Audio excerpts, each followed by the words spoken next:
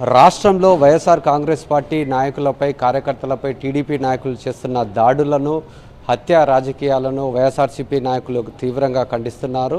ఏదైతే మంచి పరిపాలన అందించాలనే ఉద్దేశంతో ప్రజలు తమకు ఓటు వేశారే కానీ ఇటువంటి రాజకీయాలకు పాల్పడడం సరైనది కాదంటూ వైఎస్ఆర్సీపీ నాయకులు ఆగ్రహం వ్యక్తం చేస్తున్న పరిస్థితి. దీనిపై మాట్లాడేందుకు ఆలూరు ఎమ్మెల్యే మనతో ఉన్నారు, వారితో మాట్లాడదాం. మీరు చెప్పండి, ఈరోజు చూసుకున్నట్లయితే జరుగుతున్న దాడులు కావచ్చు, హత్య రాజకీయాలు కావచ్చు, ఎట్లా చూడొచ్చు అంటారు? ఇది చాలా దుర్మార్గమైన పాలన. ఎందుకంటే ప్రజలు ఇచ్చినది మంచి పరిపాలన చేయాలా అనే విధంగా భారీ మెజారిటీ గెలిపించిన వాళ్ళు అలాంటిది విడిచిపెట్టి నిన్న చూసినా మనం ఎంత దుర్మార్గంగా ఎంపీ పార్లమెంటు శాసనసభ్యులనే ఆయన మీద దాడి చేసి ఆయనకు దిక్కు లేకుంటే సామాన్య ప్రజలు గతి ఎట్లుంటుందో చూస్తున్నాం. వాళ్ళు ఒకటిన్నర నెల అయింది వాళ్ళ పరిపాలన ఎంత బీభత్సంగా. ఇప్పుడు మొన్న నిన్న వినుకొండలో కాళ్ళు చేతులు నరికి అంత బీభత్సంగా అంత హత్యలు రాజకీయాలు చేస్తున్నాయంటే వాళ్ళు ప్రభుత్వం వచ్చినాక దాదాపుగా 31 మందిని మన వైసీపీ కార్యకర్తలను చంపేయడం జరిగింది. అదేవిధంగా ఎన్నో కుటుంబాలు వాళ్ళ దెబ్బకి తట్టుకోలేక ఆత్మహత్యలు చేసుకున్నారు.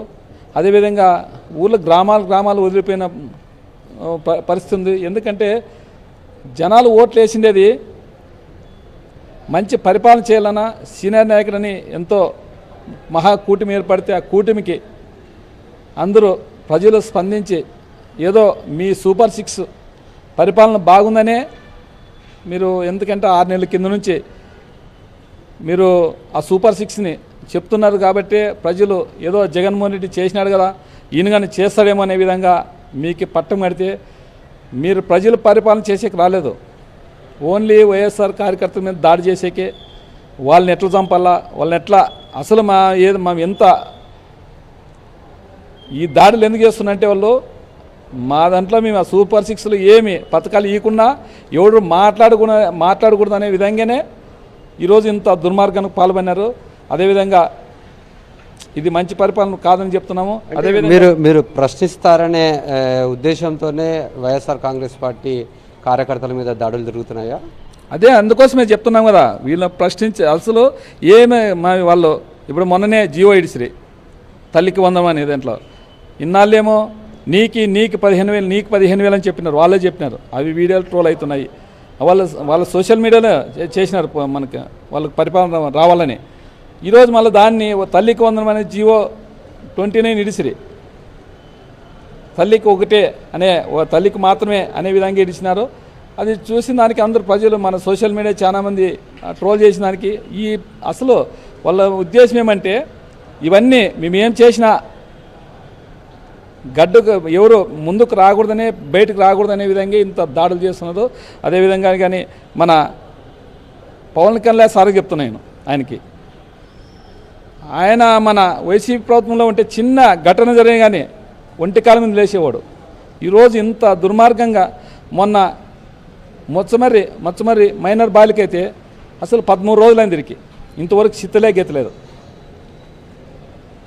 మొన్న గుంటూరులో ఒకటి, మన తిరుపతిలో ఒకటి మైనర్ బ్యాగ్లో సుమారు 7-8 మందికి మైనర్ బ్యాగ్ హత్యాయత్నాలు చేసి చంపుతున్నారు. అయినా కానీ దానికి అసలు ఎందుకు ఆయన సైలెంట్ ఎట్లా ఉంటుంది అంటారు? ఇప్పుడు మన రాష్ట్రంలో అంటే కొత్త ప్రభుత్వం ఏర్పడి 1.5 రోజులు అవుతుంది. లా అండ్ ఆర్డర్ ఎట్లా ఉంది అంటారు? లా అండ్ ఆర్డర్ ఏడుంది, ఎక్కడుంది? ఇప్పుడు పోలీసులు ఎదురుగే మొన్ననైతే వినుకొండలో పోలీసులు ఎదురుగే అంత హత్య చేస్తుంటే అసలు వాళ్ళు ప్రేక్షకులుగా చూస్తున్నారు తప్ప, అంటే ఆయన పరిపాలన చేసే సీఎం గారే చెప్తుంటే ఇంకా పోలీసులు ఏం చేస్తారు? ప్రేక్షకులు వహించి వాళ్ళు ఏం చేయాలి? వాళ్ళకి ఇస్తే కదా, వాళ్ళ చేతులకు ఇస్తే కదా వాళ్ళ పరిపాలన చేసేది. అసలు వాళ్ళ చేతికి ఇవ్వడం లేదు.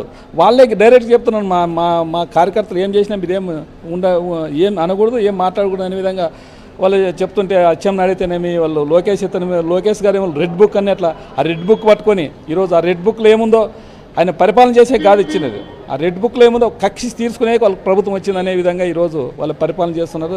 ఎందుకంటే మన పవన్ కళ్యాణ్ గారికి చెప్తున్నాము, ఆయన మేము మంచి పరిపాలన చేస్తారనే విధంగా ప్రజలు నమ్మి మీకు 21 మంది ఉంటే 21 మందిని గెలిపించినారు. ఈరోజు కనీసం నోరు మెదపట్లేదు ఆయన. ఎందుకో అసలు నోరు నుంచి ఆయన నుంచి వాయికి రావట్లేదు. మేము ఏదో ఒకటి చెప్తున్నాం ఆయనకి,